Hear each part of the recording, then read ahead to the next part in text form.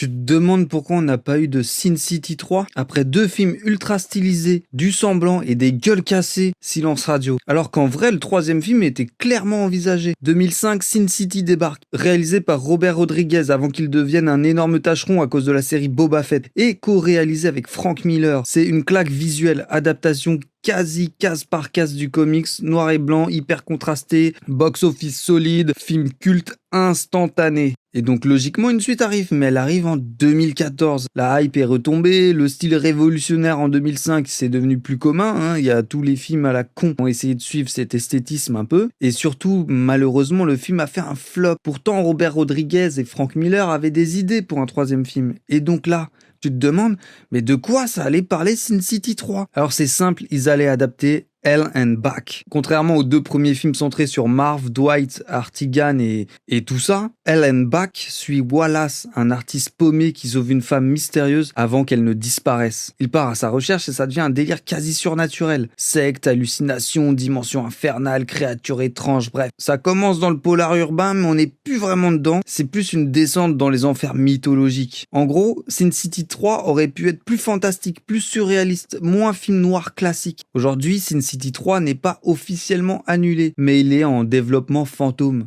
Ça aurait été une histoire un peu plus intime, moins iconique que les arcs de Marv et Dwight. C'est pour ça qu'ils voulaient faire Sin City 3, retour à Basin City, qui aurait permis d'explorer un ton plus mystique, plus baroque, plus dérangeant. Et peut-être qu'un jour, cette vidéo sera obsolète et je recevrai des commentaires de « Ah mais il existe Sin City 3 !» Abonne-toi, bisous.